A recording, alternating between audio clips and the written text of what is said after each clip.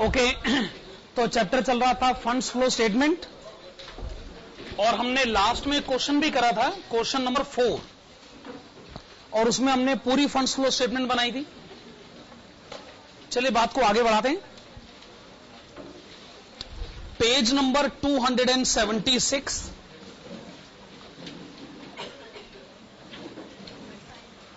Question number 3, funds flow statement, page number 276, question number 3। The comparative balance sheet of Beta Company for the year 2011 and 2012 are given below. Prepare funds flow statement for the year 2012. एक काम करते हैं, current liabilities और current assets को टिक करते हैं। Liability side पर सिर्फ एक करंट लायबिलिटी है, वो है सन्ड्री क्रेडिटर्स, उसको आप टिक लगा लीजिए। कोई और करंट लायबिलिटी हो तो बताइए। डिविडेंड और टैक्स को तो हम करंट मानने नहीं देंगे, आपको कम से कम इस चैप्टर में तो नहीं मानने देंगे। करंट एसेट्स, डेटर्स, स्टॉक और बैंक बैलेंस, 3 करंट एसेट हैं, 1 करंट लायबिलिटी है। पूरे आंसर में इसके बारे में सोचा भी नहीं जाएगा, डिस्कशन भी नहीं करा जाएगा। हाँ, एक बार आंसर आ जाए तो लास्ट में हम अपने आंसर को वेरीफाई करेंगे, और वेरीफाई करते हुए क्या बनाया जाता है, schedule of changes in working capital, तब इन्हीं के बारे में बात करेंगे। क्वेश्चन में कुछ इंफॉर्मेशन गिवन है, एडजस्टमेंट्स गिवन है, आप वो सारी एडजस्टमेंट्स पढ़ लीजिए।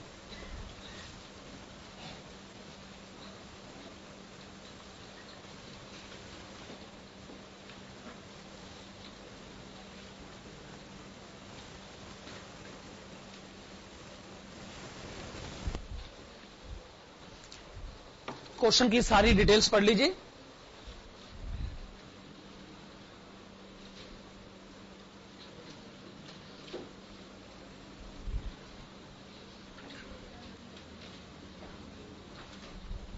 तो क्वेश्चन की रिक्वायरमेंट है कि फंड्स फ्लो स्टेटमेंट बनाया जाए।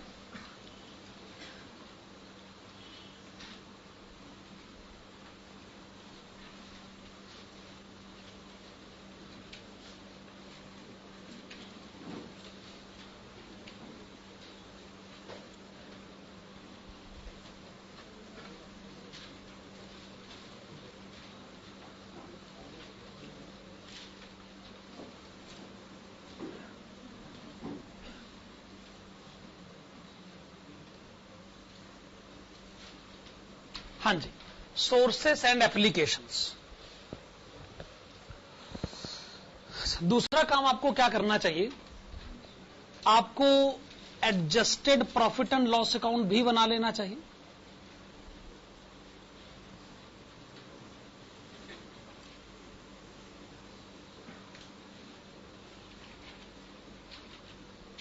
अच्छा, ये अकाउंट क्यों बनाया जाए, ताकि आप जान सके फंड्स फ्रॉम ऑपरेशंस।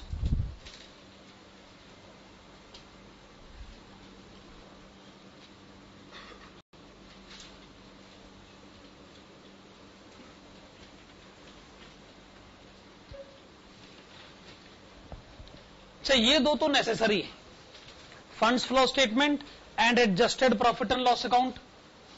बाकी जरूरत के हिसाब से, मतलब बाकी सब वर्किंग नोट है, बाकी सब वर्किंग नोट। हाँ जी, तो आइए फिर शुरू करते हैं। आप देखिएगा लायबिलिटी साइड पर प्रॉफिट एंड लॉस अकाउंट का ओपनिंग बैलेंस कितना दे रखा है। ध्यान से देखिएगा कि आपको क्लोजिंग बैलेंस शीट पहले दे रखी है और ओपनिंग बैलेंस शीट बाद में दे रखी है।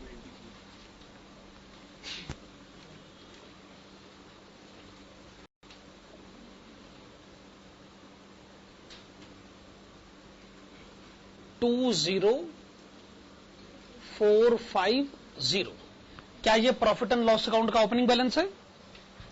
फिर आप बताएं प्रॉफिट एंड लॉस अकाउंट का क्लोजिंग बैलेंस 33,350। 450।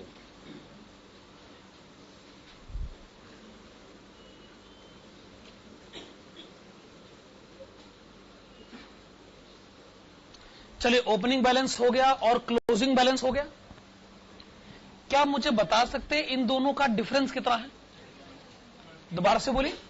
13,000 13,000 रुपए, और वो 13,000 क्या है? Net profit of the year, इस साल का नेट प्रॉफिट।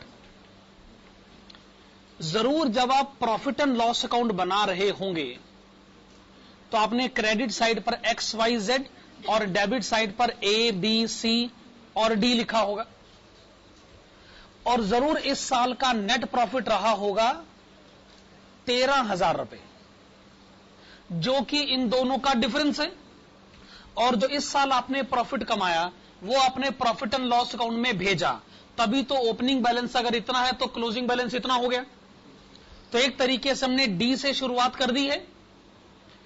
अगर कुछ एक्सपेंसेस गलत हो गए हैं, ए को छोड़कर बाकी सारे एक्सपेंसेस गलत हैं, उनको ठीक करना पड़ेगा डेबिट साइड पर लिखकर। एक्स को छोड़कर बाकी सारी इनकम गलत है, उसे ठीक करना होगा क्रेडिट साइड पर लिखकर। ये सारी बातें हम पहले से समझते हैं। चलिए आइए लायबिलिटी साइड से शुरुआत करते हैं। Share capital opening balance 3,60,000, closing balance 4 lakh. Opening 3,60,000, closing balance 4 lakh. इसका मतलब आपने शेयर इश्यू करें। शेयर क्यों इश्यू करें, या तो क्वेश्चन उसका रीजन बताएं, नहीं तो हम मानेंगे कि शेयर आपने नॉर्मली जैसे इश्यू करे जाते हैं वैसे इश्यू करें हैं। एंट्री रही होगी bank account debit to share capital, जरूर इससे आपका वर्किंग कैपिटल बढ़ गया होगा। इश्यू ऑफ शेयर्स, कितना वर्किंग कैपिटल बढ़ गया होगा? ₹40,000। तो आपने लिखा इश्यू ऑफ शेयर्स और अमाउंट आपने रिकॉर्ड किया ₹40,000। ओके, बस यही एंट्री है इसकी। General reserve opening balance 10,000, closing balance 7,000। फिर से क्वेश्चन से पूछ लीजिए जनरल रिजर्व क्यों बढ़ गया। आज जनरल रिजर्व इसलिए बढ़ गया क्योंकि आपने जनरल रिजर्व में पैसा डाला है, तभी बढ़ गया। जनरल रिजर्व में अमाउंट आपने कहां से इंट्रोड्यूस करा होगा? जरूर जब इस साल प्रॉफिट एंड लॉस अकाउंट बन रहा होगा, तो जब ABCD नाम के खर्चे लिखे गए होंगे तो उसमें जनरल रिजर्व भी आपने लिख दिया होगा, तभी तो आखिर में D नाम का प्रॉफिट आया। क्या आप जनरल रिजर्व को जेन्युइन बिजनेस एक्सपेंडिचर मानते हैं? नो। तो चूंकि ये जेन्युइन बिजनेस एक्सपेंडिचर नहीं है तो हम इसकी करेक्शन एंट्री पास करेंगे। करेक्शन एंट्री के लिए आप adjusted profit and loss account, debit side पर लिखेगा 2 जनरल रिजर्व, कितना है रुपीस? 50,000 रुपए। क्या ये पॉइंट वैलिड है? 50,000 रुपए।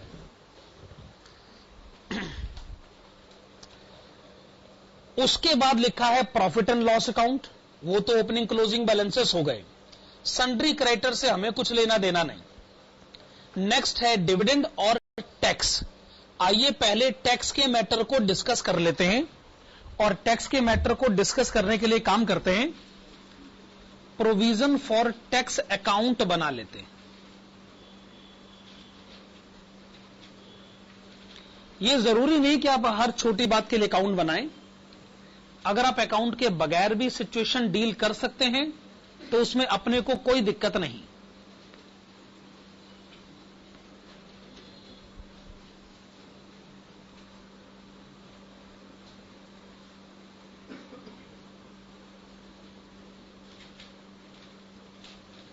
बताइए, जब ये साल शुरू हुआ तो आपने गवर्नमेंट को टैक्स के कितने रुपए देने थे?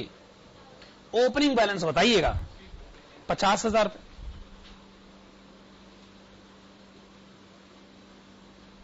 फिर आप इसका क्लोजिंग बैलेंस भी बताइए। 32,000। दिस इज टू बैलेंस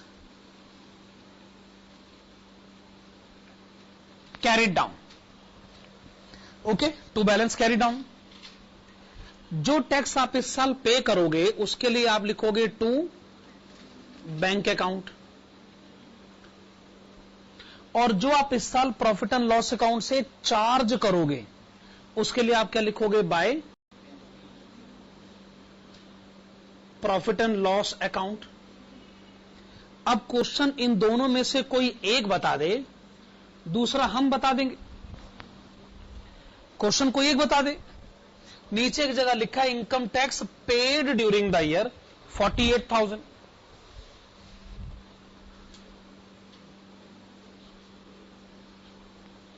तो प्रॉफिट एंड लॉस अकाउंट से जो चार्ज हुआ है 30,000।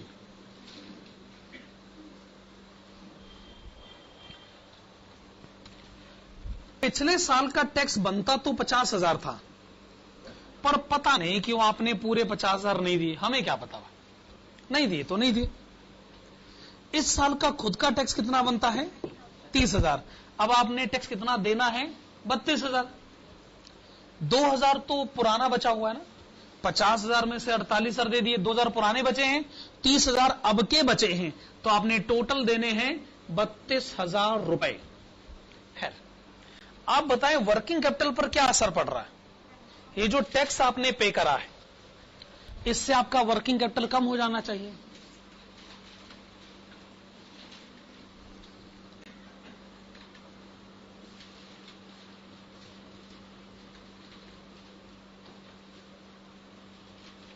पेमेंट ऑफ टैक्स, ठीक है ना। दूसरी बात, जब आप profit and loss account originally बना रहे थे तो क्या आपसे कोई गलती हुई थी, हुई तो सुधार लीजिए। गलती हुई थी, हमने जब ये लिखा by profit and loss account, इसका मतलब प्रॉफिट एंड लॉस अकाउंट की डेबिट साइड पे कहीं लिखा है टू प्रोविजन फॉर टैक्स। कितना लिखा है, 30,000। क्या प्रोविजन फॉर टैक्स को बिजनेस एक्सपेंडिचर मानते हैं? अगर नहीं मानते तो फिर आप इसकी करेक्शन एंट्री पास करिए, और इसकी करेक्शन एंट्री आपको डेबिट साइड पर लिखकर पास करनी पड़ेगी।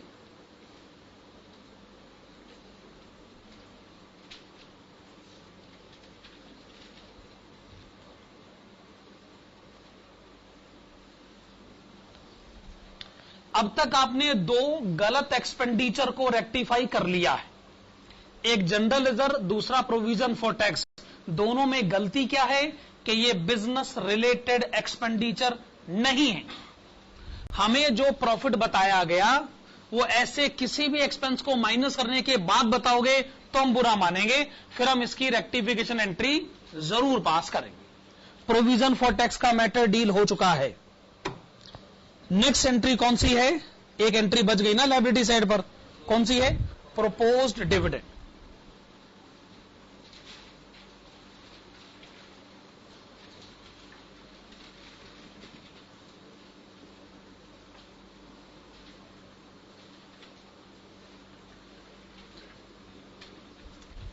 हाँ जी, तो आपने लिखा proposed dividend account.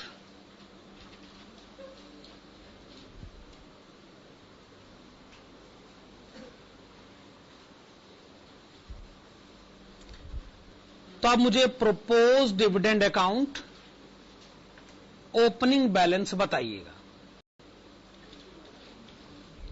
Propose dividend opening balance है 28,800। प्रोपोज डिविडेंड क्लोजिंग बैलेंस है 15,000।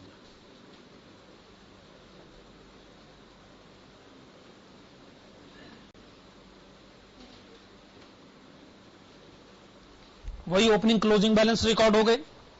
जो आप इस साल पे करोगे वो आप लिखोगे टू बैंक अकाउंट, और जो आपने इस साल प्रॉफिट एंड लॉस अकाउंट से चार्ज करना है वो by profit and loss account. कोई एक अमाउंट क्वेश्चन बता दे। हमें बताया गया propose dividend declared during the year, declared during the year 12,000।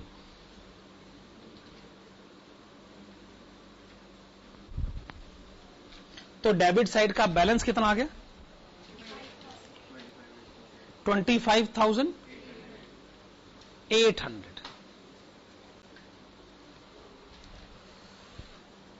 पुराना डिविडेंड आपने पे नहीं करा, 28,800 का आपने प्रॉमिस कर रखा था, आपने सिर्फ 25,800 पे करा है। आपने पूरा डिविडेंड क्यों नहीं पे करा?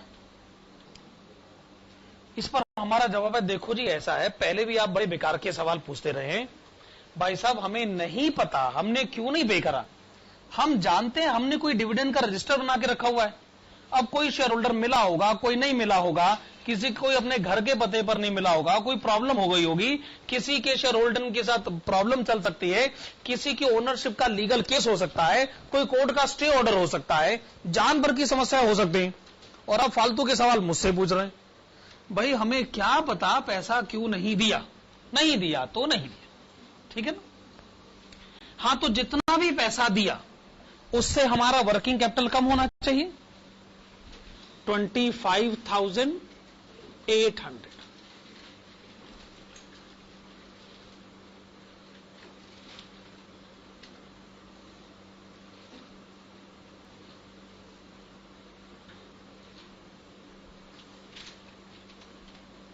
तो आपने लिखा प्रोपोज डिविडेंड पेड, जितना भी पेड है उससे बैंक बैलेंस कम हुआ है, वर्किंग कैपिटल कम हुआ है, और जो प्रॉफिट एंड लॉस अकाउंट से चार्ज हुआ है ये बिजनेस एक्सपेंडिचर नहीं है, हमें इसकी करेक्शन एंट्री पास करनी पड़ेगी।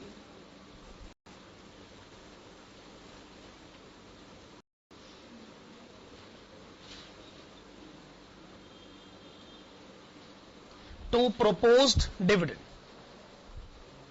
अच्छा, अगर प्रोपोज डिविडेंड का ट्रीटमेंट हो गया है तो क्या लगे हाथ इंटरिम डिविडेंड का ट्रीटमेंट भी कर लें? क्वेश्चन में कहीं कुछ लिखा है इंटरिम डिविडेंड के बारे में? इंटरिम डिविडेंड किसे कहते हैं? जो लगे हाथ ही पे हो जाता है, मतलब उसी अकाउंटिंग ईयर में ये डिक्लेयर भी होता है और पे भी हो जाता है। कभी बैलेंस शीट में इसका बैलेंस आता ही नहीं।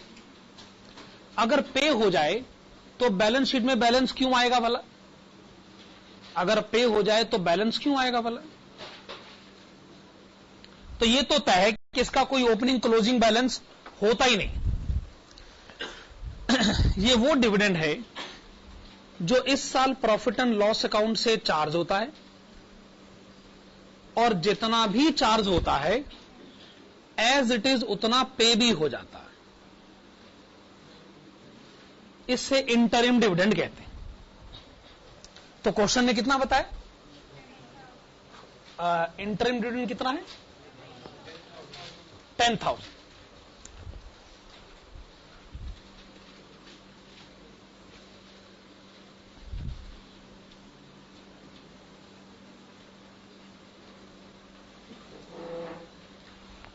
तो आपने 10,000 की पेमेंट करी है,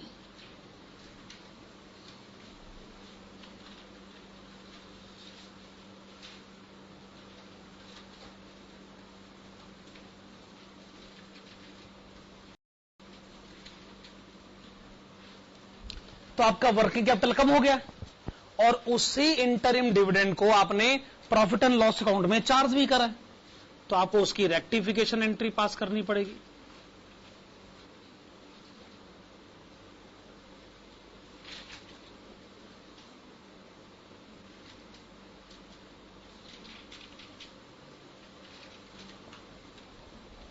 हां, तो ऐसा लगता है लायबिलिटी साइड को पूरी तरह डील किया जा चुका, लायबिलिटी साइड को पूरी तरह डील किया जा चुका ना।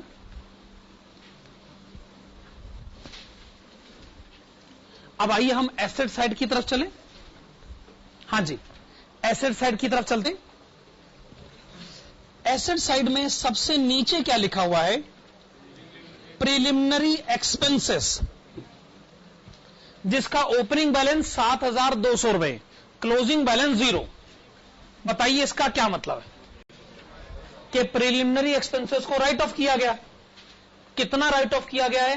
सारा का सारा।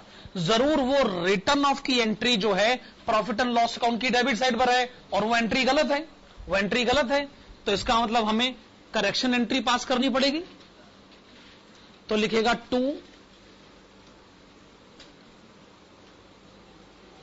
Preliminary expenses written off amount है 7,200, 7,200 रुपए।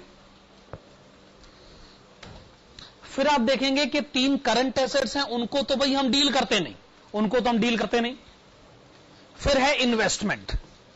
ओपनिंग बैलेंस 1 लाख रुपए, क्लोजिंग बैलेंस 50,000 रुपए। क्वेश्चन में कहीं कोई बात है इन्वेस्टमेंट के लिए?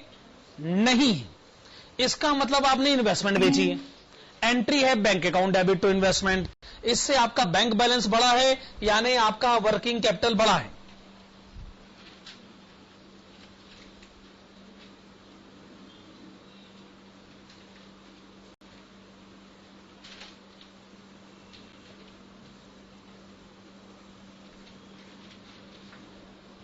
सेल ऑफ इन्वेस्टमेंट आपने लिखा 50,000 रुपए। तो क्या फिक्स्ड एसेट को छोड़कर आप बाकी सारी एंट्रीज डील कर चुके? तो फिक्स्ड एसेट जितनी भी हैं, फिक्स्ड एसेट की डिटेल्स को आप इकट्ठा कर लीजिए, फिक्स्ड एसेट्स की डिटेल्स को आप एक बार पढ़ लीजिए।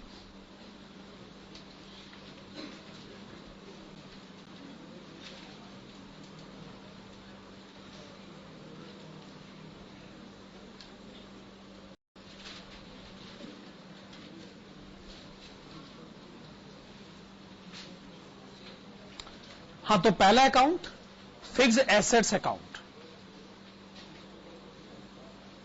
दूसरा अकाउंट कौन सा होना चाहिए?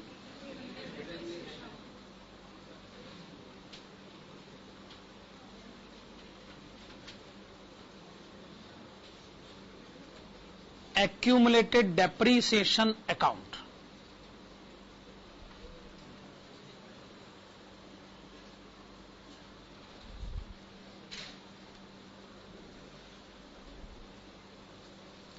तीसरा अकाउंट कौन सा होना चाहिए? Fixed asset disposal account. तीसरा अकाउंट आपने बनाया fixed asset disposal account. Yes, ये 3 अकाउंट्स के परफॉर्मे आपने बना लिए। फिक्स्ड एसेट का आप मुझे पहले तो ओपनिंग बैलेंस बताइए। ओपनिंग बैलेंस बताइए। 4,80,000।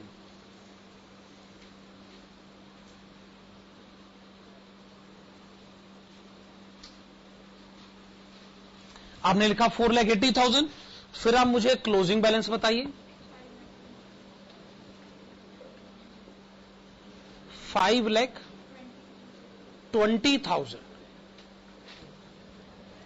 ओके, ओपनिंग बैलेंस हो गया, क्लोजिंग बैलेंस हो गया। एक्यूमुलेटेड डेप्रीसिएशन का ओपनिंग बैलेंस बताइए। 1,08,000।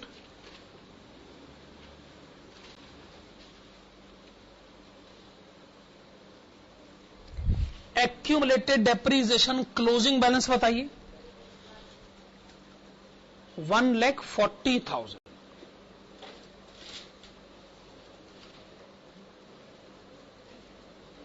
₹1,40,000। एडजस्टमेंट नंबर 1 क्या है? इस साल 40,000 का डेप्रीसिएशन और चार्ज किया गया है। 40,000 है ना? तो accumulated depreciation credit side by profit and loss account.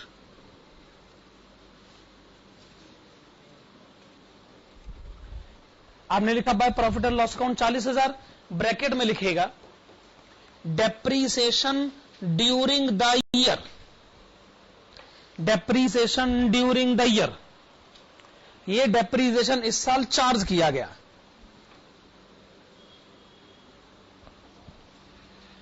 अगर साल के शुरू में 1,08,000 था, 40,000 का डेप्रीसिएशन और चार्ज किया गया, तो क्लोजिंग बैलेंस 1,40,000 कैसे हो सकता? इसका मतलब आपने 8,000 के डेप्रीसिएशन को बाहर निकाला है ना? 8,000 का डेप्रीसिएशन इस अकाउंट से बाहर निकला है, जरूर जो एसेट आपने बेची है उस पर आज तक का डेप्रीसिएशन 8,000 रहा होगा, और एक्यूमुलेटेड डेप्रीसिएशन ने कहा कि मैं इस एसेट का डेप्रीसिएशन नहीं संभालना चाहता, जो एसेट ही बेच दी गई, इसके डेप्रीसिएशन को यहां से बाहर निकाल के ले जाइए। To fixed asset disposal account,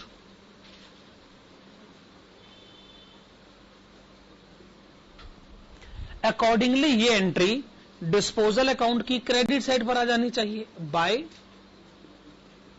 accumulated depreciation account, the amount is ₹8,000, 8,000 रुपए। ये जो बात मैं कह रहा था ये पॉइंट नंबर 2 में कंफर्म हो गया। वो कहते हैं कि पुरानी मशीन है जो कभी 9,000 की खरीदी गई थी, जिस पर आज तक डेप्रीसिएशन 8,000 था, हमने उसे 3,000 में बेचा, तो वो डेप्रीसिएशन एक्यूमुलेटेड डेप्रीसिएशन से डिस्पोजल अकाउंट में आ गया।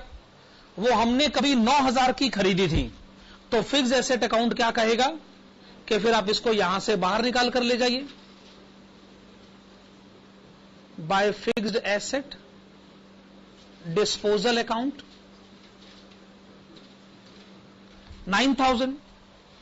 हम उस एसेट को अपने अकाउंट में रखना ही नहीं चाहते जो बेच दी गई, ठीक है। अब डेबिट साइड पर बैलेंस आ जाएगा। इसका एक ही मतलब हो सकता है कि आपने फिक्स एसेट खरीदी है,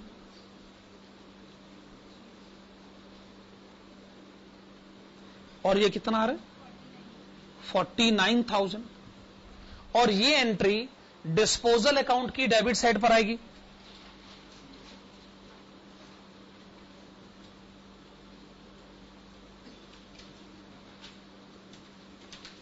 टू फिक्स्ड एसेट्स अकाउंट ₹9,000। तो जो फिक्स एसेट आपने बेच दी वो कभी 9,000 की हमने खुद खरीदी थी, आज तक डेप्रीसिएशन 8,000 लग चुका था, यानी आज की कीमत थी सिर्फ 1,000। हमने आज इसको कितने में बेच दिया 3,000 रुपए में।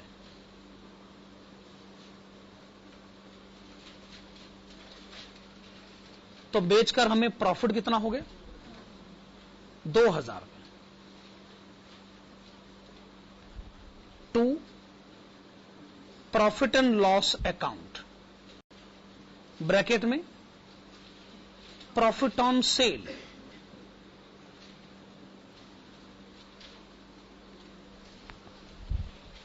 अकाउंट बन गए। आइए ये देख ले कि वर्किंग कैपिटल पे कितना असर पड़ रहा है। जब आप कहते हैं कि आपने फिक्स एसेट बेच दी, पैसे आ गए, तो वर्किंग कैपिटल बढ़ गया, तो वर्किंग कैपिटल को बढ़ा लीजिए।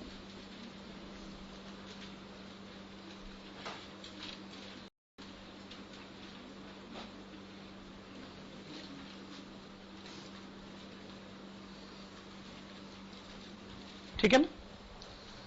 जब आप कहते हैं कि आपने फिक्स एसेट खरीद ली, पेमेंट कर दी, तो वर्किंग कैपिटल कम हो गया, वर्किंग कैपिटल कम कर लीजिए।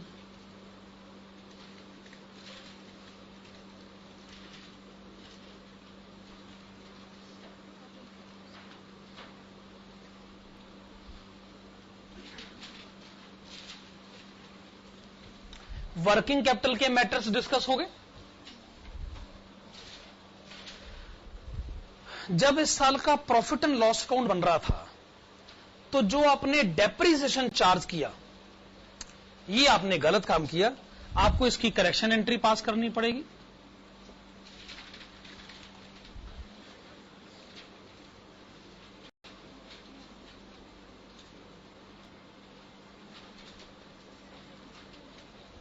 ठीक है ना। और तो और ये जो प्रॉफिट ऑन सेल की एंट्री रिकॉर्ड हुई होगी, ये जरूर प्रॉफिट एंड लॉस अकाउंट के क्रेडिट साइड पे रिकॉर्ड हुई होगी, और अगर क्रेडिट साइड की गलती को सुधारना हो तो adjusted profit and loss account की भी क्रेडिट साइड पर ही लिखना पड़ता है।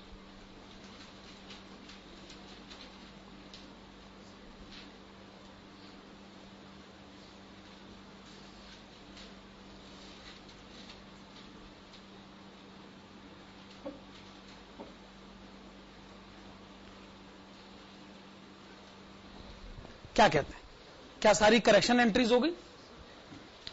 अब हमारे हिसाब से तो हम क्वेश्चन की सारी एंट्रीज डील कर चुके हैं, कोई एंट्री नहीं बची हुई है।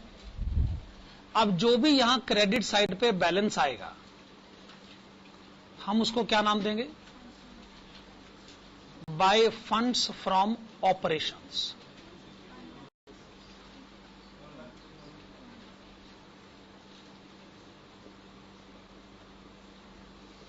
फिर से बताइए।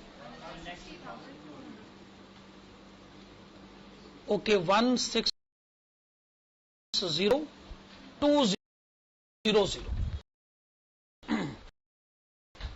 160,200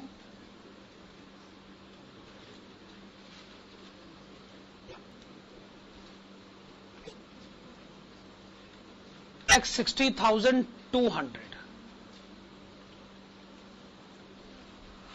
फंड्स फ्रॉम ऑपरेशन, जाने बिजनेस के कारण वर्किंग कैपिटल कितना बढ़ गया। शेयर्स इश्यू करे, इन्वेस्टमेंट बेची, फिक्स एसेट बेची, वर्किंग कैपिटल बढ़ गया अन्य कारणों से भी। टैक्स की पेमेंट करी, डिविडेंड पे करा, इंटरम डिविडेंड पे करा, फिक्स एसेट गया।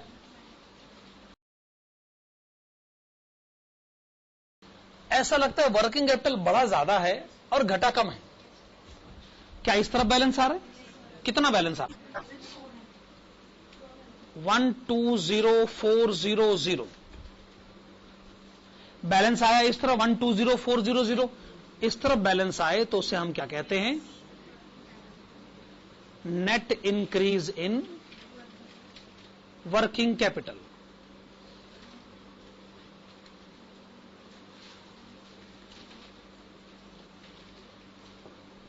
This is net increase in working capital. Okay, point valid. लिखेगा वेरिफिकेशन।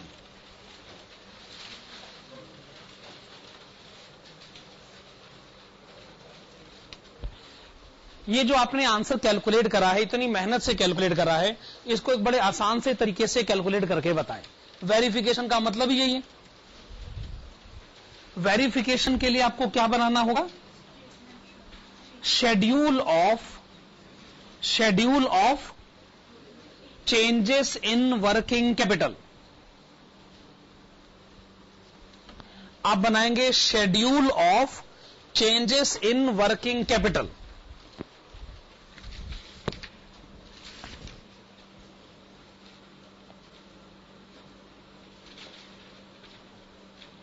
क्या प्रोसीजर है?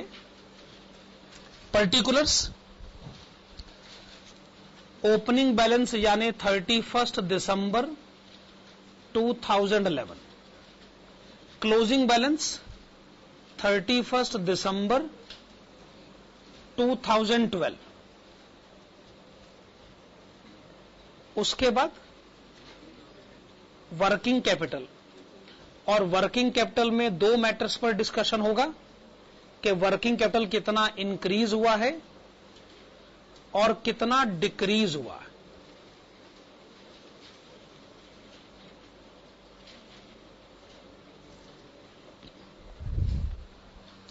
चलिए, पहली करंट एसेट कौन सी है?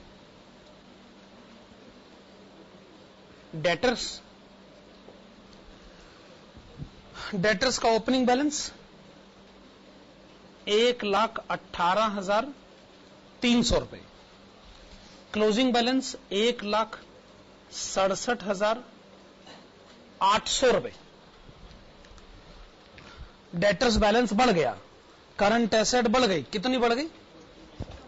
49,500।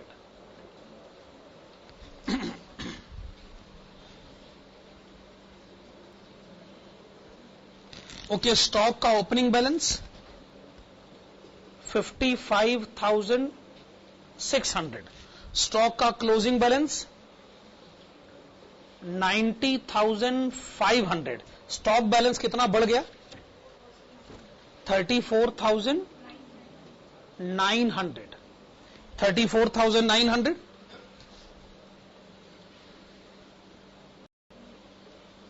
Bank balance, opening balance 47,000 500, sorry 49,800, closing balance 47,500, bank balance कम हो गया, कितना कम हो गया? 2,300। फिर आप लिखना चाहेंगे क्रेडिटर्स। क्रेडिटर्स का ओपनिंग बैलेंस बताइए, 233,650।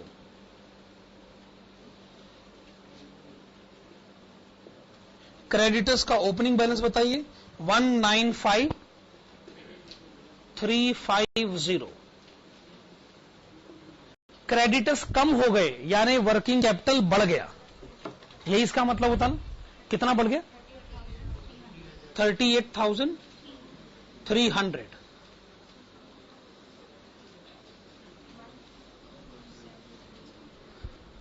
दोबारा बोली, 122,700।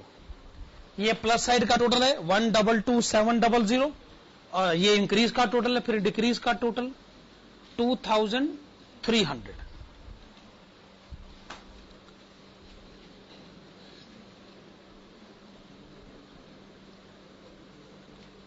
Okay, net increase in working capital.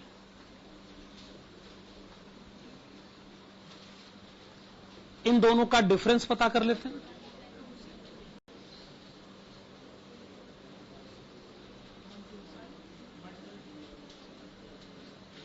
और ये आंसर वही आना चाहिए, ये रहा 120,400।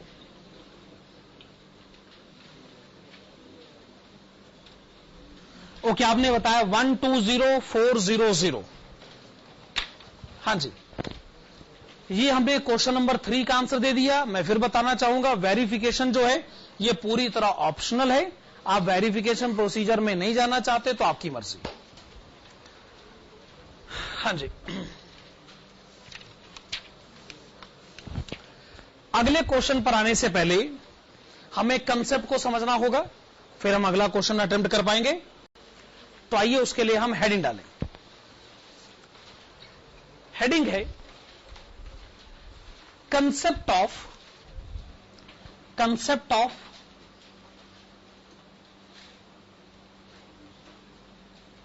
Pre acquisition.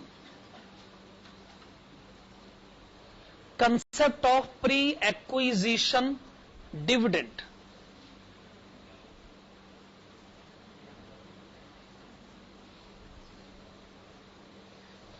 पहले से पढ़ रखे आप लोगों ने? प्री एक्विजिशन डिविडेंड नहीं पढ़ा तो कोई बात नहीं, पढ़ा है तो भी कोई बात नहीं, देख लेंगे क्या पहले पढ़ रखा है। नहीं पढ़ा तो फिर तो कंपेयर करने का सवाल ही पैदा नहीं होता। हेडिंग है concept of pre acquisition dividend. लिखेगा एग्जाम्पल, हेडिंग डालेगा एग्जाम्पल। कंसेप्ट को समझने के लिए एग्जाम्पल दिया जाए तो सबसे अच्छी बात है। लिखेगा example, following information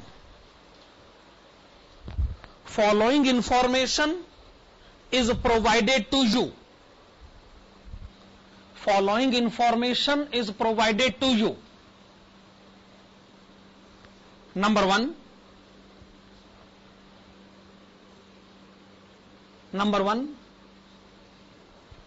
shares of rupees 1 lakh are purchased during the year.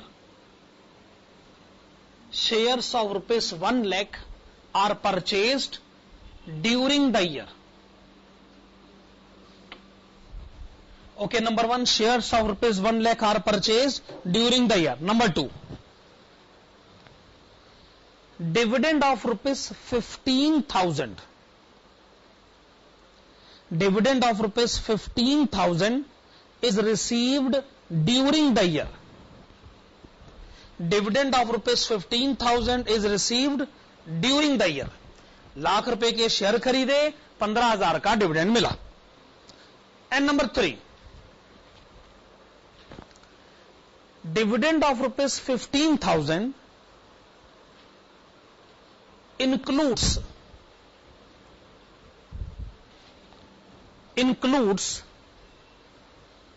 pre-acquisition dividend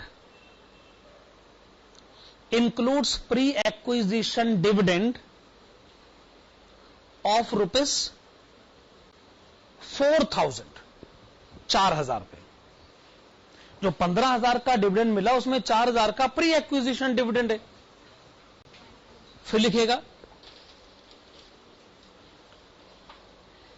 record necessary journal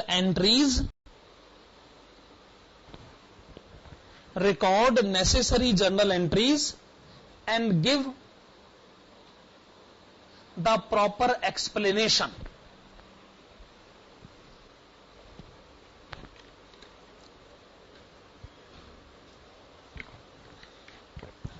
आप मेरा मकसद तो समझ ही रहे हैं कि मैं क्या कहना चाहता हूं कि हम basically pre acquisition dividend per discussion करना चाहते हैं, नेसेसरी जर्नल एंट्रीज और प्रॉपर एक्सप्लेनेशन देना चाहते हैं। चलिए ठीक है, फिर इसको क्वेश्चन समझते हैं, आंसर देते हैं और कंसेप्ट को क्लियर करते हैं। आइए इसका आंसर शुरू करते हैं। लिखेगा नंबर 1। तो आप कहते हैं हमने ₹1,00,000 के शेयर खरीदे, तो शेयर्स खरीदने के केस में जर्नल एंट्री क्या रिकॉर्ड होनी चाहिए? खरीदा भाई, खरीदा, पैसे दिए हैं, तो या तो कह लो इन्वेस्टमेंट अकाउंट डेबिट, या कह लो शेयर्स अकाउंट डेबिट, या कह लो investment in shares account debit, जो मर्जी कह लो। शेयर्स अकाउंट डेबिट, हमने किसी दूसरी कंपनी के शेयर्स खरीदे, तो या तो कहिए शेयर्स अकाउंट डेबिट, या कहिए इन्वेस्टमेंट अकाउंट डेबिट, या कहिए investment in shares account debit, एक ही बात है। 2 बैंक अकाउंट,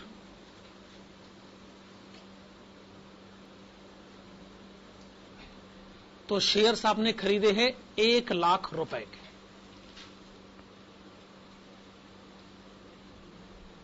ओके, शेयर्स आपने खरीदे ₹1,00,000 के। नंबर 2,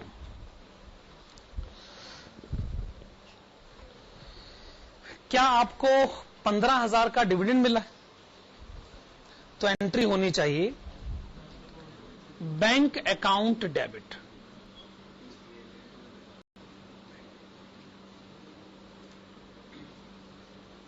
$15,000। 2 क्या लिखे? ओके, आप लोगों ने ठीक कहा। 2 डिविडेंड रिसीव्ड अकाउंट,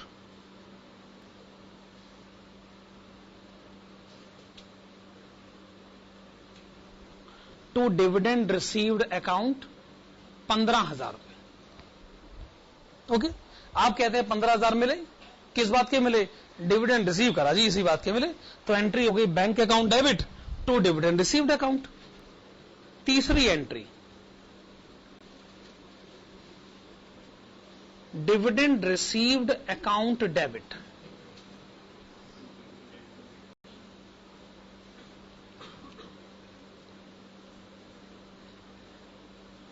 ₹15,000। 2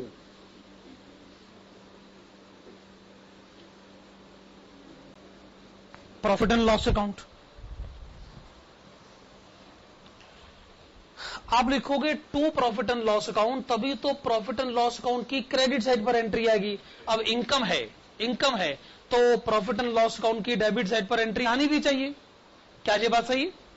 तो इसलिए 2 प्रॉफिट एंड लॉस अकाउंट हमें लिखना ही था। कितना लिखना? 11,000 रुपए। एंड 2 शेयर्स अकाउंट, कितना लिखना है? 4,000 रुपए।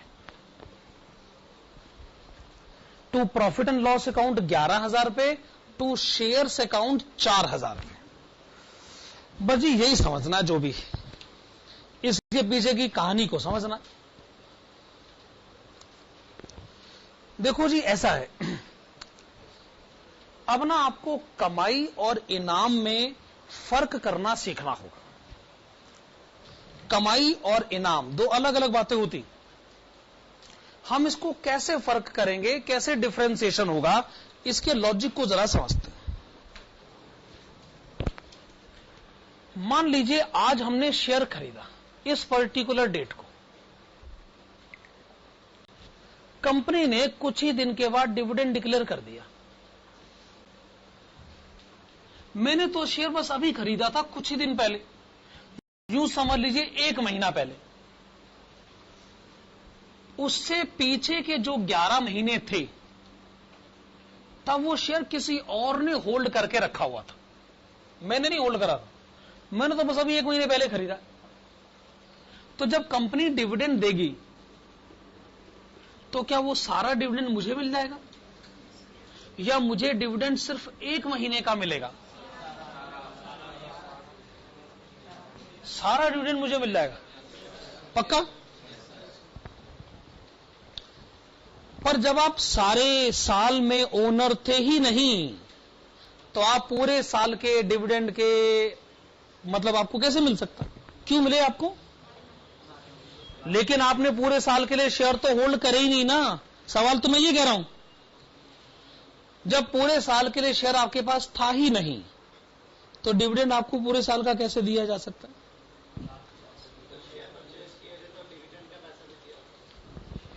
अच्छा, मतलब मुझे वैसे मालूम नहीं है कि अगर मैं बाजार से शेयर खरीदता हूं तो क्या इस मुद्दे पर कभी सेलर परचेजर की बात होती भी है कि नहीं होती? क्या ये इंप्लाइड मान लिया जाता है? देखिए ऐसा है, मान लीजिए मेरी इस बात में दम है, फिर तो कंपनी कहेगी जी आप हमारे लिए क्या परेशानी क्रिएट कर रहे हैं।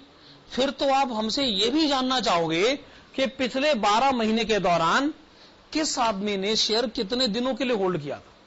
और अगर मान लो शेयर हर रोज खरीदा गया, बेचा गया, तो क्या हम डिविडेंड के 365 टुकड़े करेंगे और हर एक को हिस्से में एक एक टुकड़े का डिविडेंड उसके घर भिजवाएंगे?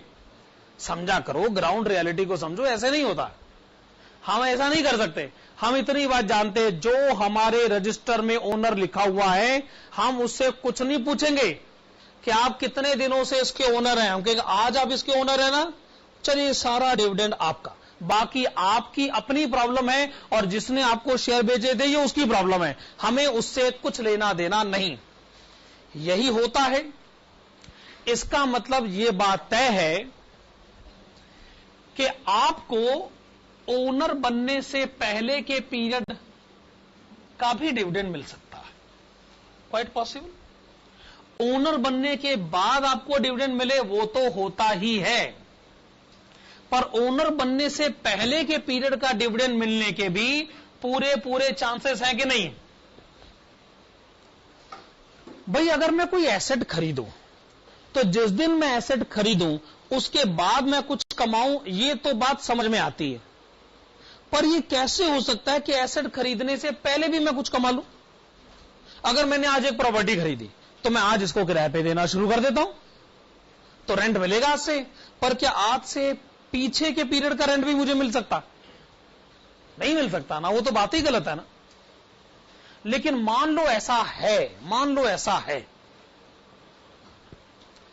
मतलब ओनर बनने के बाद अगर मुझे कुछ मिलता है तो मेरी कमाई है, पर ओनर बनने से पहले के पीरियड का अगर मुझे कुछ मिलता है तो वो मेरी कमाई नहीं होती है, वो मेरे लिए इनाम होती है।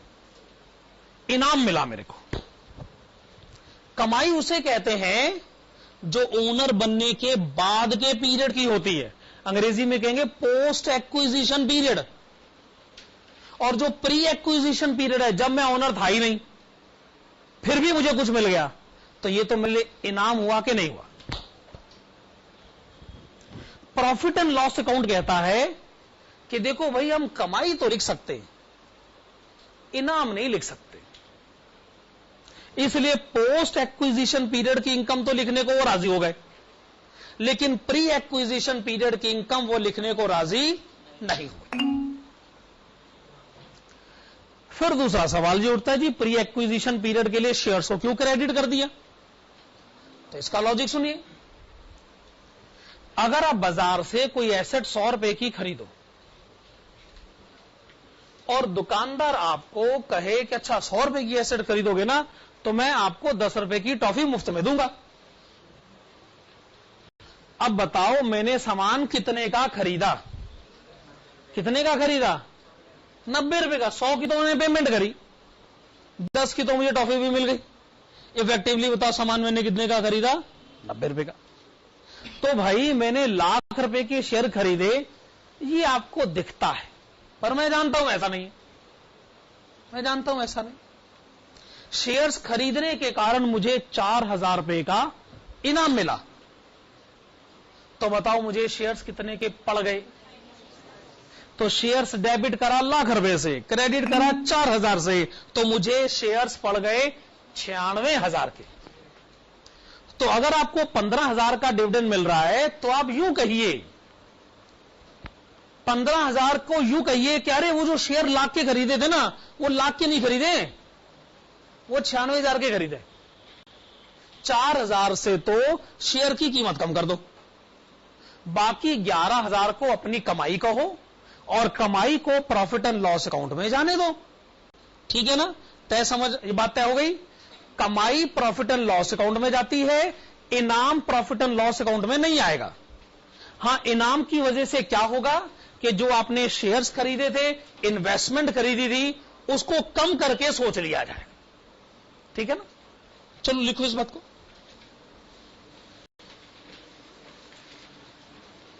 टोटल नीचे लिखेगा एक्सप्लेनेशन, एक्सप्लेनेशन लिखेगा। Total dividend of ₹15,000, total dividend of ₹15,000 can be divided into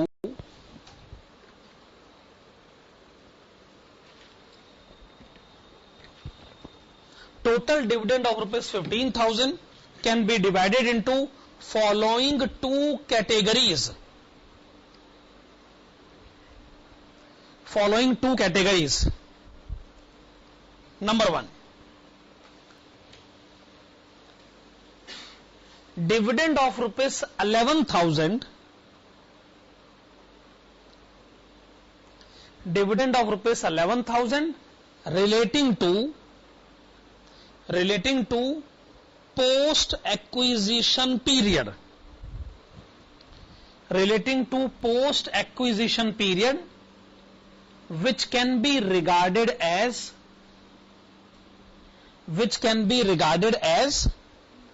income, income inverted commas में लिखेगा, which can be regarded as income. Okay, post acquisition period का डिविडेंड जिसे हम इनकम कह सकते हैं। आगे लिखेगा it is to be transferred to profit and loss account, यानी income profit and loss account में ट्रांसफर होनी चाहिए। And number two, dividend of ₹4,000, dividend of ₹4,000 relating to pre-acquisition period,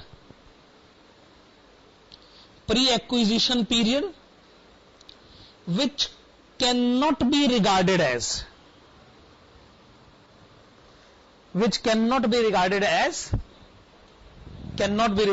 income, income inverted commas में, which cannot be regarded as income, और इसे income नहीं माना जा सकता, full stop. However, it may be regarded as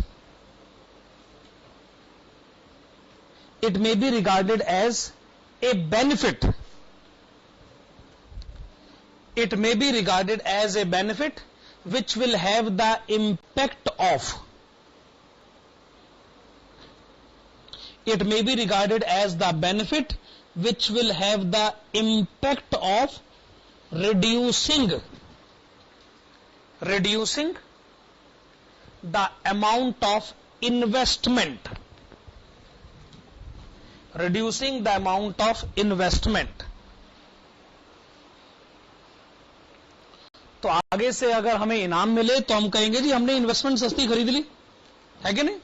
100 रुपए का सामान खरीदे, 10 रुपए का इनाम मिल जाए तो कहना शुरू कर दीजिए जी मैंने तो सामान 90 रुपए का खरीदा। यही ही कहिए। आप 10 रुपए को अपनी इनकम कहोगे तो अकाउंट्स वाले मानने वाले नहीं है जी, ये इनकम कैसे हो सकती है? सामान सस्ता खरीदा ये कहिए, इनकम मत कहिए। चलो ठीक है जी, कंसेप्ट समझ में आ गया। Question number 6, page number 277, question number 6। आप देखिएगा इस क्वेश्चन में आपको पहले लायबिलिटीज और बाद में एसेट्स की डिटेल्स गिवन है। 2010 और 2011 की डिटेल्स गिवन है, बड़ी सारी डिटेल्स गिवन है। फिर नेक्स्ट पेज पे जो एडिशनल इंफॉर्मेशन है उसमें number 1, in 2011 rupees 18,000 depreciation has been written off from plant account and no depreciation has been charged on land and building. Number 2, a piece of land has been sold out and profit on sale being transferred to capital reserve. There is no other entry in the capital reserve account. Number 3, plant was sold for rupees 12,000, WDV rupees 15,000. Rupees 2,100 dividend has been received, but it includes rupees 600 as pre-acquisition dividend और interim dividend भी है 10,000 रुपए। ठीक है, तो सबसे पहले funds flow statement बनाया जाए।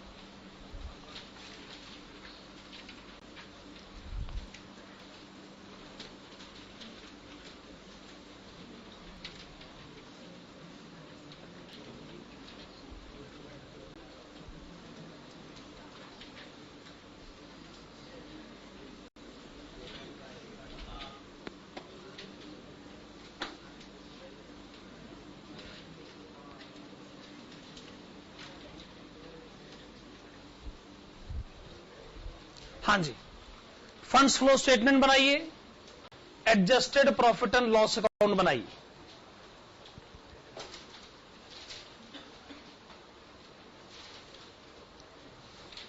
बाकी वर्किंग नोट्स जरूरत के हिसाब से बना लिए जाएंगे।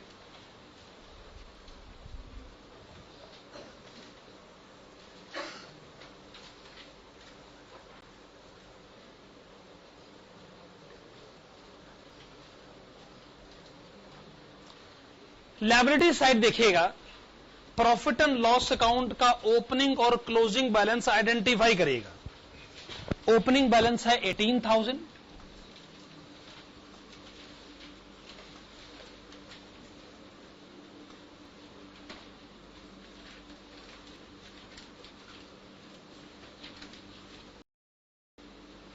अच्छा क्लोजिंग बैलेंस है 27,000।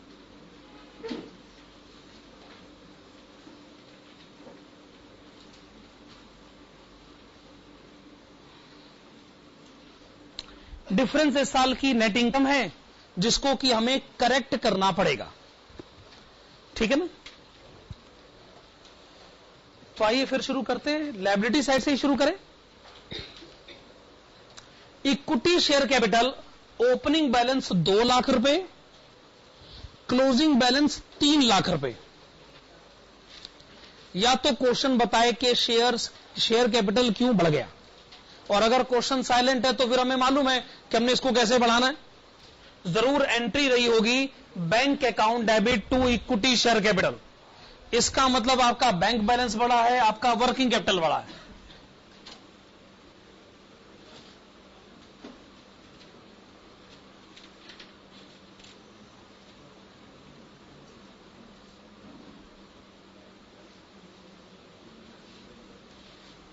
तो आपने इक्विटी शेयर इश्यू करे हैं और आपका वर्किंग कैपिटल कितना बढ़ गया है? 1 लाख। हां, तो इक्विटी शेयर इश्यू करने के कारण वर्किंग कैपिटल बढ़ गया 1 लाख रुपए।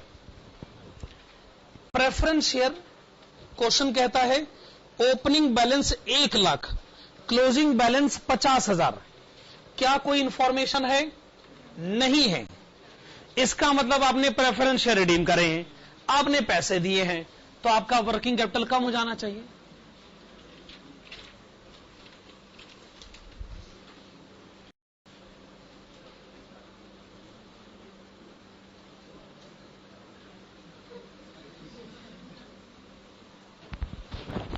Redemption of preference shares.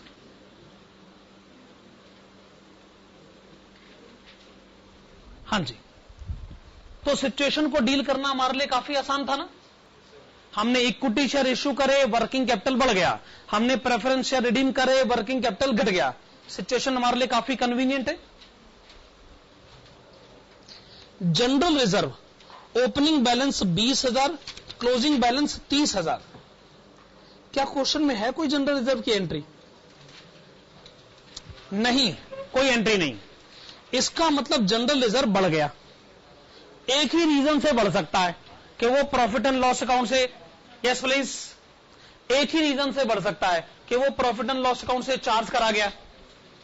Profit and loss account की डेबिट साइड पर अगर कोई एंट्री गलत है तो उसको ठीक करने के लिए आपको adjusted profit and loss account की डेबिट साइड पर लिखना पड़ेगा।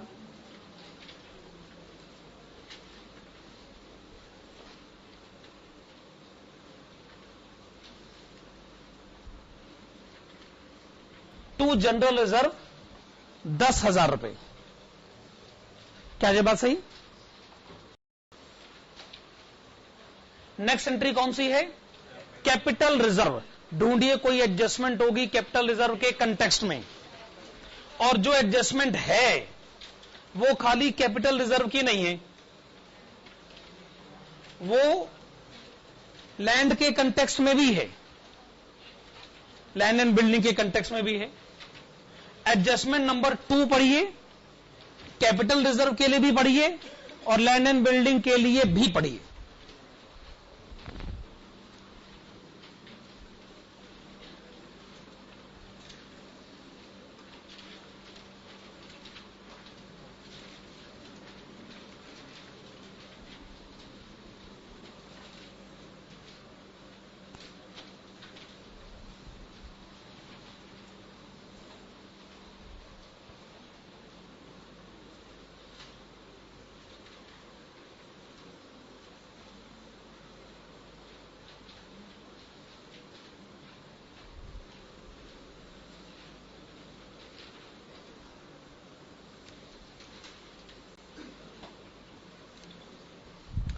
पहले तो ये बताइएगा कि लैंड एंड बिल्डिंग का ओपनिंग बैलेंस कितना है?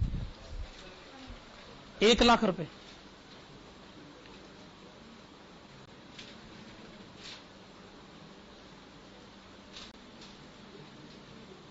फिर आप मुझे इसका क्लोजिंग बैलेंस बताइए। 75,000।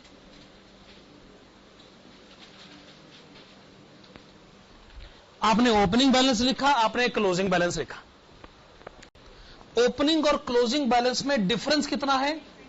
25,000। यानी जो जमीन आपने बेची है वो 25,000 की है। मैं ये नहीं कह रहा कि आपने 25,000 में उसे बेचा है, मैं कह रहा हूं वो 25,000 की है जो जमीन आपने बेची। हमें जो जानकारी दी जा रही है वो ये है कि जमीन आपने बेची प्रॉफिट पे, और जितना भी प्रॉफिट कमाया गया उसे कैपिटल रिजर्व में ट्रांसफर किया गया, और कैपिटल रिजर्व अकाउंट में इसके अलावा और कोई एंट्री है ही नहीं। और कैपिटल रिजर्व जो लायबिलिटी साइड पर है उसका बैलेंस मुझे दिख रहा है 25,000 में। इसका मतलब मैंने 25,000 की जमीन 25,000 के प्रॉफिट पर बेची। तो कितने में बेची है? 50,000 में।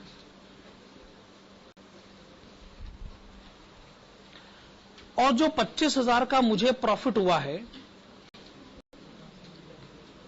अगर क्वेश्चन मुझको न बताता तो मैं पक्का पक्का प्रॉफिट को प्रॉफिट एंड लॉस अकाउंट की क्रेडिट साइड पे ट्रांसफर कर देता। पर क्वेश्चन कहता है नहीं, आप ऐसा मत करें। जो भी प्रॉफिट आपने कमाया है आप उसे कैपिटल रिजर्व अकाउंट में ट्रांसफर करें।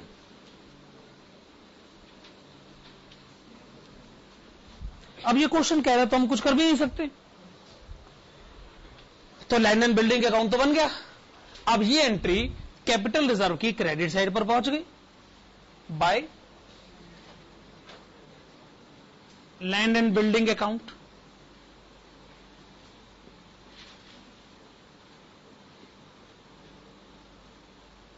$25,000 और कैपिटल रिजर्व का क्लोजिंग बैलेंस हो गया। इस तरीके से सोचा जाए तो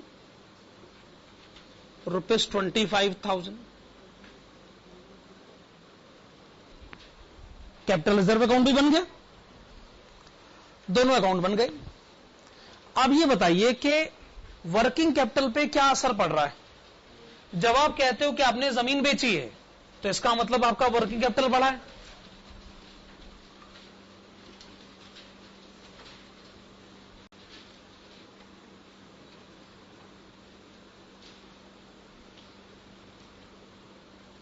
ठीक है ना।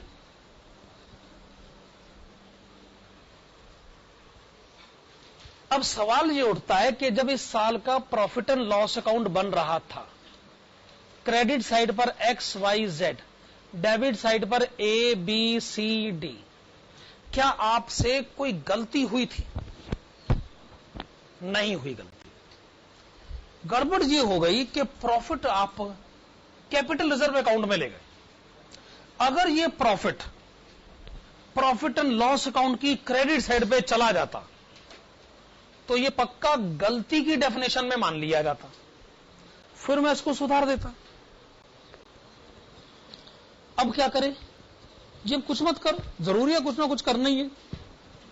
अरे जब कोई गलती नहीं, एक आदमी कहता है जी मैं गलती सुधारना चाहता हूं पर मैंने कोई गलती नहीं करी। अच्छा ये क्या बात हुई भला?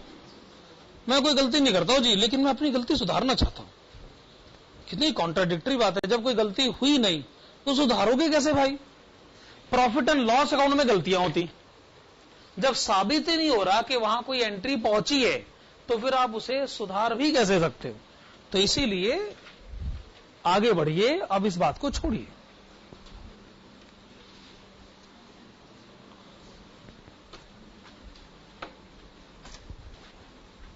चलिए आगे बढ़े फिर। हाँ जी, तो लायबिलिटी साइड पर हम थे। कैपिटल रिजर्व के बाद क्वेश्चन में लिखा है प्रॉफिट एंड लॉस अकाउंट, वो तो डील हो गया जी। फिर क्या लिखा हुआ है? Propose dividend. क्या लिखा हुआ है? Propose dividend. चलिए आइए,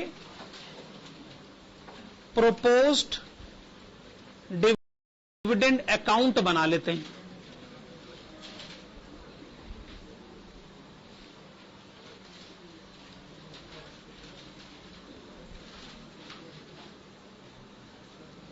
क्या आप मुझे प्रोपोज्ड डिविडेंड का ओपनिंग बैलेंस बता सकते हैं? दोबारा से बताइए। 28,000 है। फिर आप मुझे प्रोपोज्ड डिविडेंड का क्लोजिंग बैलेंस भी बता दीजिए। दोबारा से बताइए।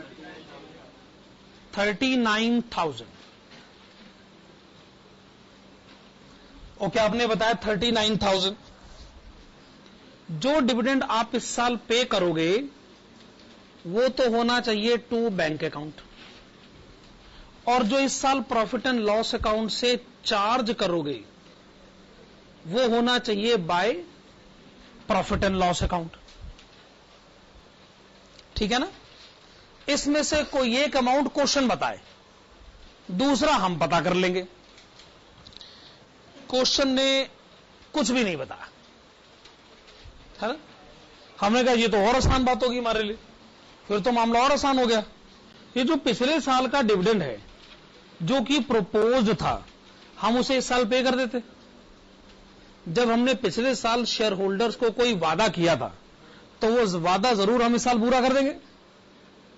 तो पुराना वादा पूरा किया,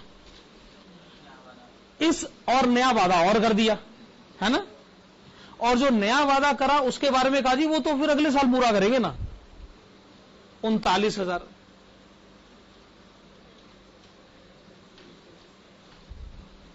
ठीक है ना। चूंकि पिछले साल का वादा इस साल पूरा किया गया, इस साल पैसे दिए गए, तो इस साल वर्किंग कैपिटल हमारा कम हो गया।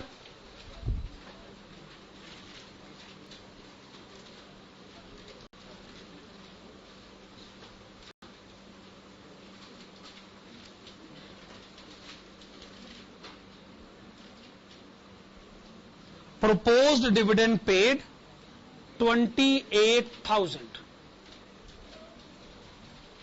और जो इस साल प्रॉफिट एंड लॉस अकाउंट से चार्ज किया गया उसकी करेक्शन एंट्री पास करनी पड़ेगी।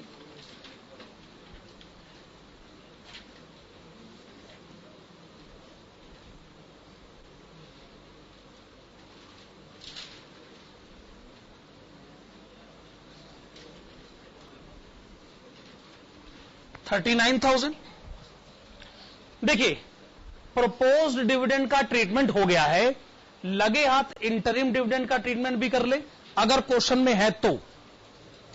कितना इंटरिम डिविडेंड गिवन है? 10,000। इंटरिम डिविडेंड जाने इसी साल पे हुआ, इसी साल प्रॉफिट एंड लॉस अकाउंट से चार्ज हुआ 10,000।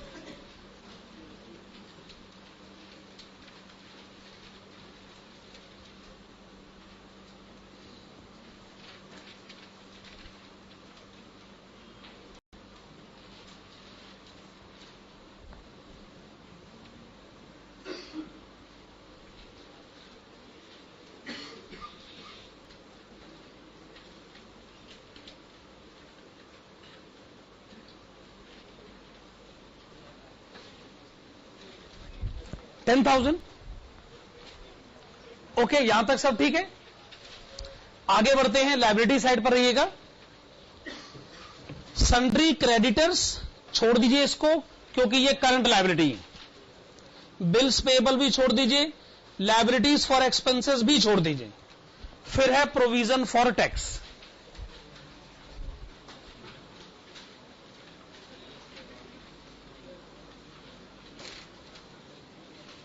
अकाउंट्स बनाना आपकी मर्जी पर निर्भर करता है। अगर आपको लगता है कि जी मैं अकाउंट के बगैर अपनी बात कहने में सक्षम हूं, तो फिर आप अकाउंट मत बनाइएगा।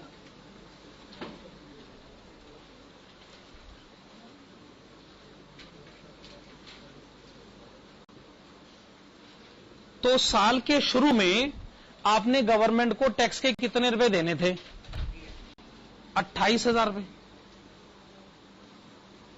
साल के आखिर में 32,000 रुपए।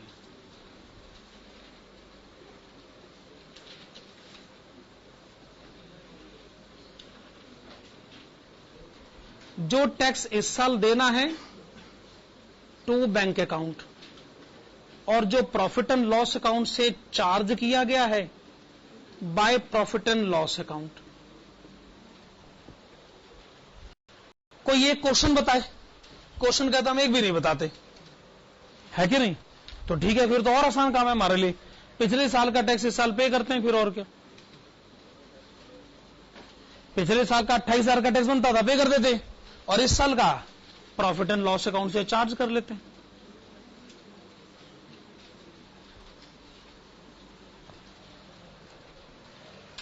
जो आपने इस साल टैक्स पे करा है उससे आप अपना वर्किंग कैपिटल कम करिए।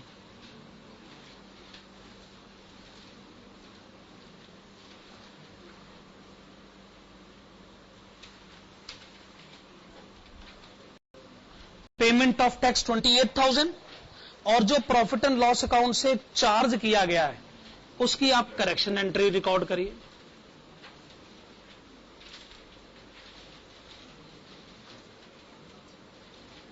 To provision for tax 32,000। ठीक है। अब मैं ये कह सकता हूं कि लायबिलिटी साइड को हमने पूरी तरह डील कर लिया।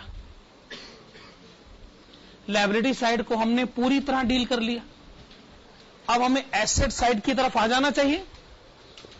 एसेट में भी एक एंट्री तो हो गई है, लैंड एंड बिल्डिंग को तो हमने डील कर लिया है। अच्छा, एसेट साइड पर गुडविल लिखा हुआ है, ओपनिंग बैलेंस 50,000, क्लोजिंग बैलेंस 40,000। या तो आपने गुडविल बेची है या फिर आपने गुडविल को राइट ऑफ किया, दो ही बातें हो सकती हैं। क्वेश्चन में तो कुछ नहीं लिखा हुआ। मेरे ख्याल से गुडविल को राइट ऑफ किया गया है, यह बात शायद ज्यादा लॉजिकल है। तो अगर गुडविल राइट ऑफ करी गई है तो वो entry profit and loss account में रिकॉर्ड करी गई होगी, वो एंट्री गलत है, तो उसकी करेक्शन एंट्री पास कर देते।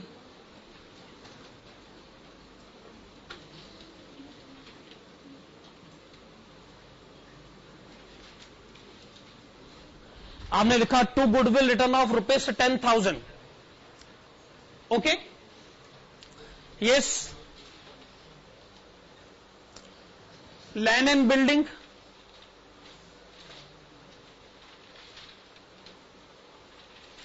लैंड एंड बिल्डिंग के बाद क्वेश्चन में प्लांट की कुछ डिटेल्स है, और आप देखिएगा कि वो एडजस्टमेंट नंबर 1 और एडजस्टमेंट नंबर 3 जो है वो प्लांट के कंटेक्स्ट में ही है, और इस क्वेश्चन में कोई एक्यूमुलेटेड एप्रिसिएशन अकाउंट नहीं है, जो कि पहले हमने 2 क्वेश्चन में बनाया जरूर है, पर कम से कम इस क्वेश्चन में नहीं है।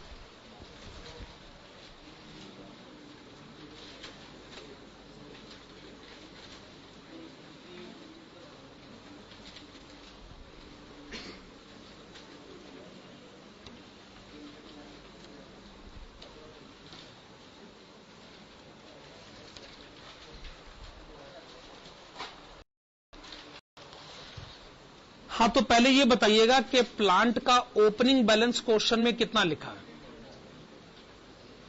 कितना लिखा है?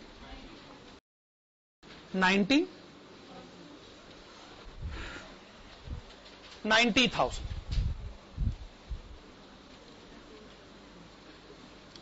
अच्छा, क्लोजिंग बैलेंस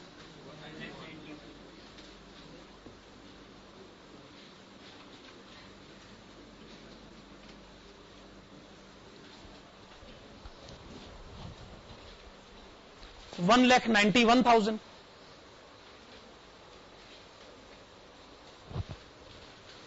हाँ, तो एडजस्टमेंट नंबर 1 में लिखा है, एडजस्टमेंट नंबर 1 में लिखा है कि इस साल डेप्रीसिएशन चार्ज किया जाए ₹18,000। तो आप क्रेडिट साइड पे लिखेगा by profit and loss account, और ब्रैकेट में लिखेगा डेप्रीसिएशन अमाउंट आप रिकॉर्ड करिएगा ₹18,000। एडजस्टमेंट नंबर 3 में लिखा है कि एक प्लांट है जिसकी रिकॉर्ड में कीमत 15,000 है, पर हमने उसको 12,000 में बेचा। तो आप क्रेडिट साइड पे लिखेंगे बाय बैंक अकाउंट, ब्रैकेट में सेल, हमने उसको 12,000 में बेचा है, और बेचकर हमको 3,000 रुपए का लॉस हुआ। तो आप लिखिएगा by profit and loss account, bracket में लॉस ऑन सेल, और कोई एंट्री क्वेश्चन में तो गिवन नहीं। तो प्लांट डेबिट साइड पे जो बैलेंस आएगा हम उसको कहना चाहेंगे टू बैंक अकाउंट, और ब्रैकेट में लिखिएगा purchases.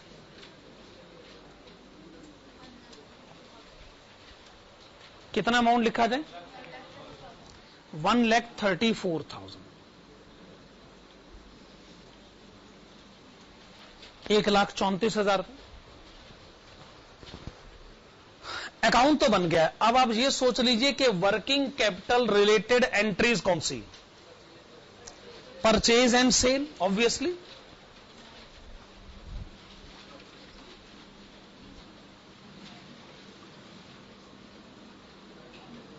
Cell of plant ₹12,000, sale of plant ₹12,000,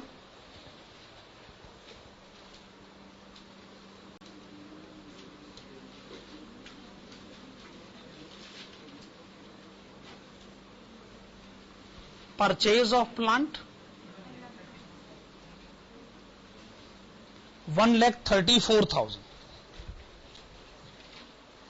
ये दोनों एंट्री वर्किंग कैपिटल से रिलेटेड थी, सो हमने रिकॉर्ड कर ली।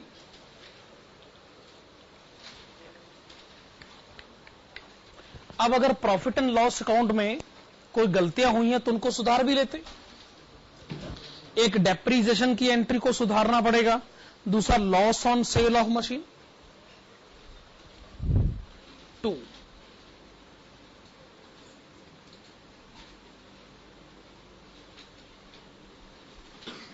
डेप्रीसिएशन ऑन प्लांट ₹18,000,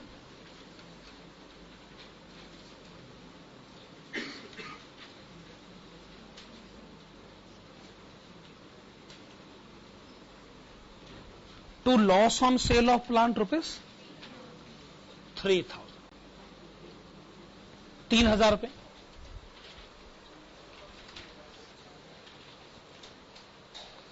अब मैं ये कह सकता हूं कि प्लांट के कंटेक्स्ट में सारी एंट्रीज रिकॉर्ड हो चुकी। अब क्वेश्चन में नेक्स्ट एंट्री है इन्वेस्टमेंट, वो तो खैर है ही। नेक्स्ट पेज पर आप देखेंगे कि debtors, stock, bills receivable, cash in hand, cash at bank सब करंट एसेट। और लास्ट में है प्रिलिमिनरी एक्सपेंसेस, जिसका ओपनिंग बैलेंस अगर 10,000 है तो क्लोजिंग बैलेंस 7,000 है। यानी आपने प्रिलिमिनरी एक्सपेंसेस को राइट ऑफ करा है।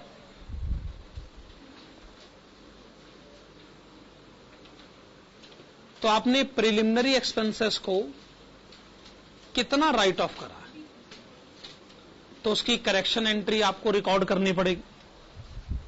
प्रिलिमिनरी एक्सपेंसेस को आपने जितना राइट ऑफ किया है उसकी करेक्शन एंट्री आपको रिकॉर्ड करनी होगी। मेरे ख्याल से अब रह गया सिर्फ इन्वेस्टमेंट, और इन्वेस्टमेंट के कंटेक्स्ट में एडजस्टमेंट नंबर 4 रह गया। सिर्फ इन्वेस्टमेंट और उस कंटेक्स्ट में एडजस्टमेंट नंबर 4। हां, तो एडजस्टमेंट नंबर 4 और इन्वेस्टमेंट अकाउंट बनाया जाए।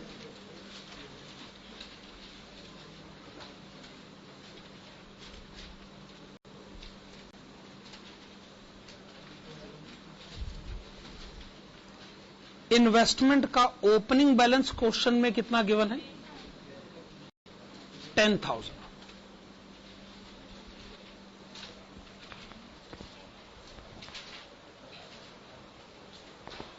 इन्वेस्टमेंट का ओपनिंग बैलेंस कितना गिवन है? ₹10,000। क्लोजिंग बैलेंस कितना गिवन है? 35,000।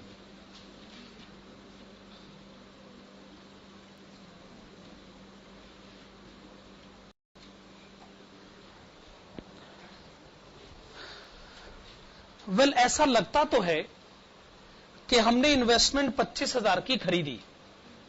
अगर 10,000 का 35,000 हो गया है तो ऐसा लगता तो है कि हमने इन्वेस्टमेंट 25,000 की खरीदी। लेकिन एक बार अगर एडजस्टमेंट नंबर 4 पढ़ ली जाए तो हम कुछ फाइनली अपनी बात कह सकें।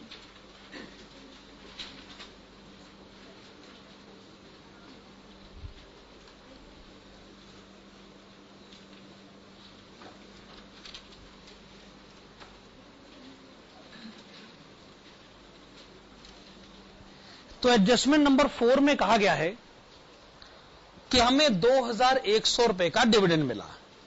ऑब्वियसली एंट्री रही होगी bank account debit to dividend received, यानी dividend received account credit side by bank account 2,100 रुपए। क्वेश्चन कहता है जी इसमें 600 रुपए को आप प्री एक्विजिशन डिविडेंड मानिए, 600 रुपए को आप इनाम मान लीजिए, यानी आप इसको कमाई नहीं मान सकते। इसका मतलब कमाई तो प्रॉफिट एंड लॉस अकाउंट में ट्रांसफर करनी पड़ती। 2100 में से 600 को हम कमाई नहीं मान सकते, तो कमाई हम कितनी मान सकते हैं? 1,500 रुपए।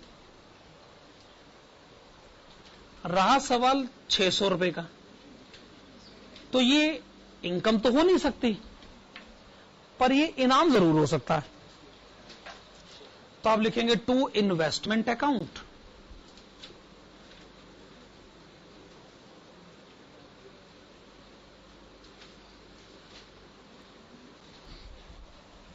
अकॉर्डिंगली इन्वेस्टमेंट अकाउंट की क्रेडिट साइड पर एंट्री आ जाएगी।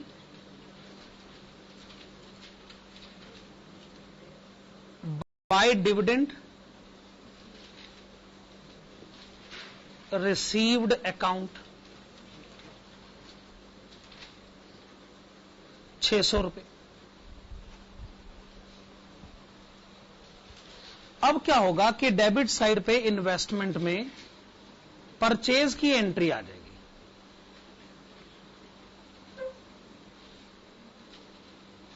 आपने इन्वेस्टमेंट कितने की खरीदी? 25,600 रुपए। तो आप सही कह रहे थे, इन्वेस्टमेंट आपने 25,000 की खरीदी, या यूं कहें तो आपको 25,000 की पड़ गई। शुरू में तो आपने 25,600 दिए थे, पर आपको 600 का इनाम मिल गया। मैंने 25,600 की पेमेंट करी, 600 का मुझे इनाम मिल गया, तो मुझे कितने की पड़ गई? 25,000। अल्टीमेट कंक्लूजन तो वही है ना, 25,600 की पेमेंट करी, 600 का इनाम मिल गया, तो मुझे 25,000 की पड़ गई। मेरे ख्याल से अल्टीमेट कंक्लूजन तो वही। खैर, वर्किंग कैपिटल से रिलेटेड एंट्रीज ढूंढी। जब आप कहते हैं कि आपको डिविडेंड मिला, इसका मतलब आप कहना चाहते हैं कि आपका वर्किंग कैपिटल बढ़ गया।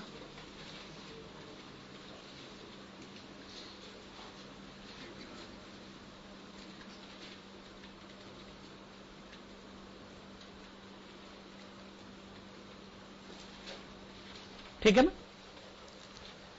जब आप कहते हैं इन्वेस्टमेंट आपने खरीदी, तो आपने 25,600 की पेमेंट करी।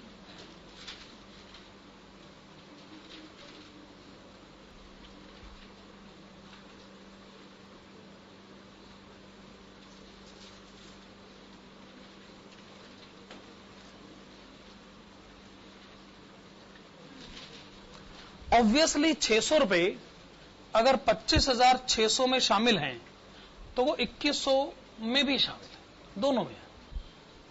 खैर, प्रॉफिट एंड लॉस अकाउंट में क्या आपसे कोई गलती हुई थी? आपने ये entry profit and loss account की क्रेडिट साइड पे ट्रांसफर करी। देखो जी, डिविडेंड मिलना बिजनेस इनकम नहीं कहा जा सकता, तो जी हम तो इसकी करेक्शन एंट्री पास करेंगे।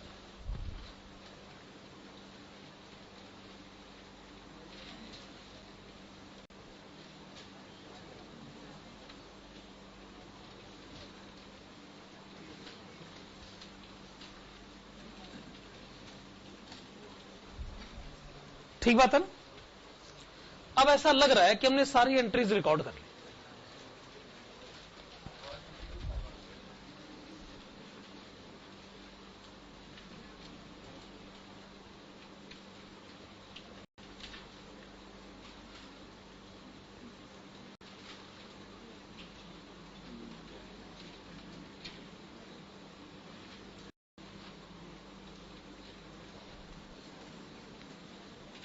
बताओ जी, फंड्स फ्रॉम ऑपरेशन कितना?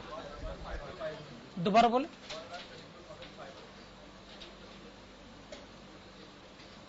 Okay, 1,32,500।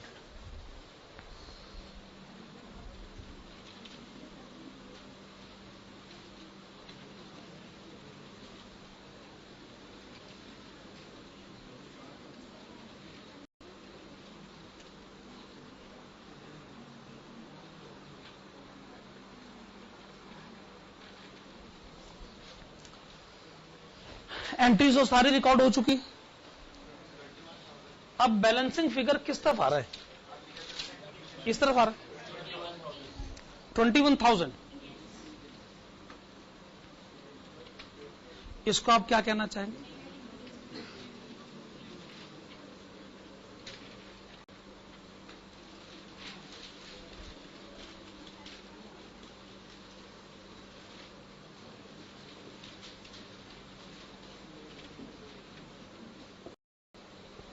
Net increase in working capital. अब इस आंसर को वेरीफाई कैसे करा जाए,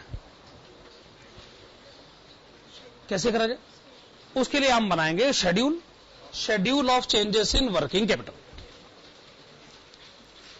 आपने बना ली, मिल गया आपका आंसर।